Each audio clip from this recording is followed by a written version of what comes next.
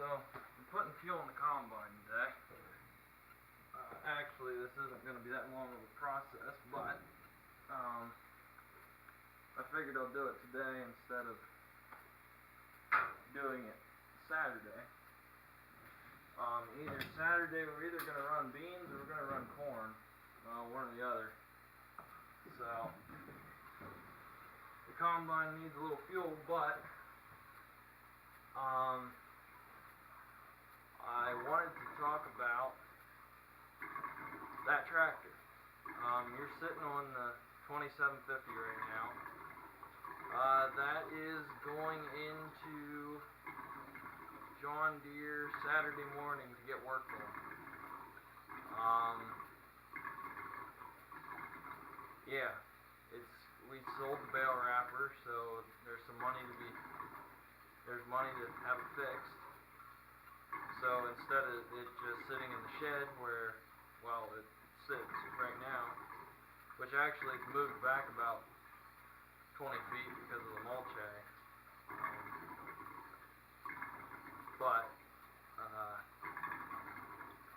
Yeah, so the 2750 is going to go into the shop and get fixed. Hopefully have that back in a week or two. Hopefully. Yeah, so we're just putting fuel in the combine, getting that ready to go. Hopefully, like I said, either Saturday we either run beans or corn. The corn head's on the 4400, I mean the 3300, not a 4400, that's what Pat wants.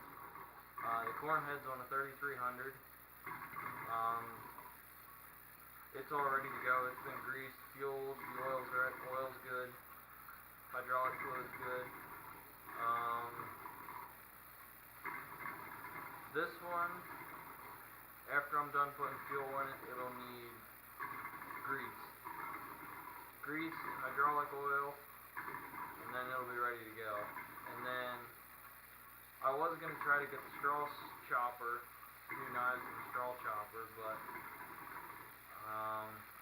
I think the straw chopper rotor's out of bounds because it just doesn't run smooth. It has like an up and down in it whenever you spin it. So I don't know if I want to spend $150 for new knives and bushings whenever I think the rotor's out of bounds. So if anybody knows where a straw spreader is, not a straw chopper, a straw spreader, in the state of Pennsylvania, that's complete and in one unit, I'd be interested in purchasing it for a reasonable price. I'm not going to go spend 3 arms and 2 legs. But that's what I really want, a straw spreader for this combine instead of a straw chopper. Just for the fact I think the engine's getting a little weak. So hold on a minute.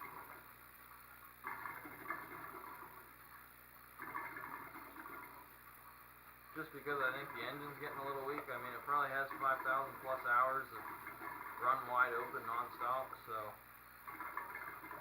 just having a straw spreader on the back that'll give me a little extra power to get through the tough spots.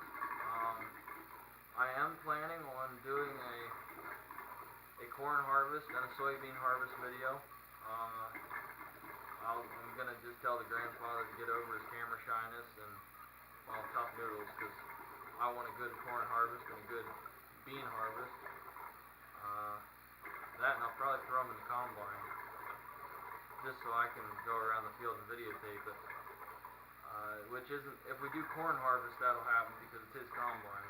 But if it's bean harvest, that probably won't happen because, well, I want to run my own combine. But yeah, let that drain a little bit. But let me think here. Oh, I'll get another jug of fuel. Hopefully another jug of fuel will bring my train of thought back.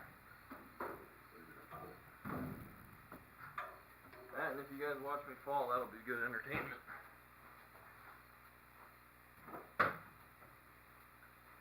But probably put 20 gallons in it.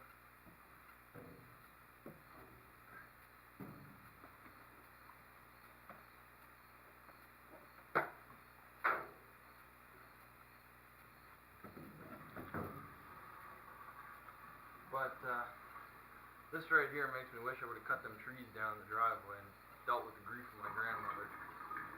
Mainly because then I could have went into the pump and put 30 gallon of diesel fuel in it. But yeah, so hopefully Saturday I'll get footage of either running beans or corn, like I said, for like the 5th time. I'll put it all in probably 2 separate videos. Yeah. Let's see, what else is going on? This is just going to be an update video. I'm trying to think of what else is going on right now. After bean harvest is done with this combine here, I'm going to turn it around in the building. Instead of having the back towards the back of the shed, I want the back at the front of the shed and the front at the back of the shed. That way I can weld the back of the combine up. I really can't weld it with it sitting right here because the whole floor of the shed's covered in straw and hay, and that's a big fire hazard. That's a big fire bomb waiting to happen. So if I turn it around the other way, I'll have sunlight and it'll be on the dirt because we took 2 feet of dirt out of the front of the shed just to get this big old girl in. But yeah, so that's what's another thing that's gonna happen. And hopefully by now I've had the disking with the plowing with the 4320 video up. The internet's really ridiculously slow at the house, so it takes like a whole day to upload a 10-minute video. And I'm not gonna downgrade the quality of the video just so I can upload it faster. So it's gonna take a little bit to get them uploaded. Just because I don't like watching 360. I don't like watching 360 resolution videos. I like watching 1080p. But so I'll upload them in that so everyone else can watch them in that. But so you'll just have to bear with on the videos. Saturday night story time will be a regular. That will be a regular thing. I mean, I have other stories from not just farming. I have stories from school. I have stories from just everyday occurrences. I'm not that much of a social person or whatnot, but I hear lots of stories, especially at Ag Progress Days when you're talking to other farmers. They'll tell you stories a mile long. Actually, I'll just give you a quick one. I was sitting down at Independence Ag at their open house, and I was talking to a guy. He ran a sprayer for CPS, I think it was, and he had said that he was going around power lines with the sprayer, and he spun around, caught the boom on the power line of the sprayer as he was folding it up, caught the whole sprayer on fire, and he was just putting down liquid nitrogen. Caught the whole sprayer on fire, and whenever the environmental agency, I think it was in Maryland, so whenever the Maryland Environmental Agency showed up, they cleared out like a 6-mile radius around the sprayer because they thought he was putting down anhydrous ammonia. If anybody's familiar with anhydrous, you really can't run that stuff through a self-propelled sprayer.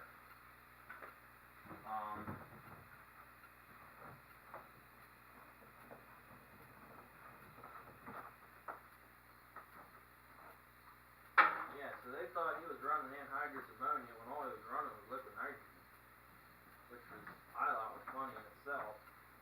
But they were that stupid to think he was running anhydrous through a self-propelled sprayer. But what do I know anymore? I did this wrong.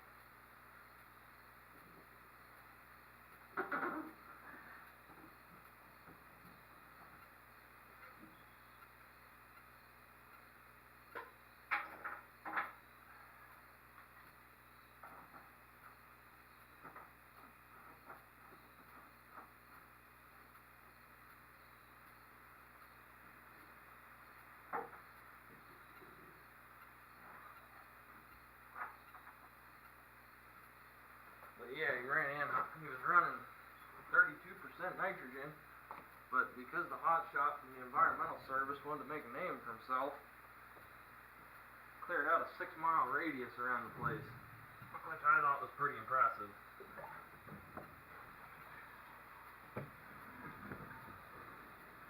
But, yeah, so that's one of the stories I got from a farmer. Trying to think, there was another one too, but it just hasn't sunk in yet. But yeah, so this is just an update rambling video, but anyways, thanks for watching, and please comment, rate, and subscribe. Have a good day, guys.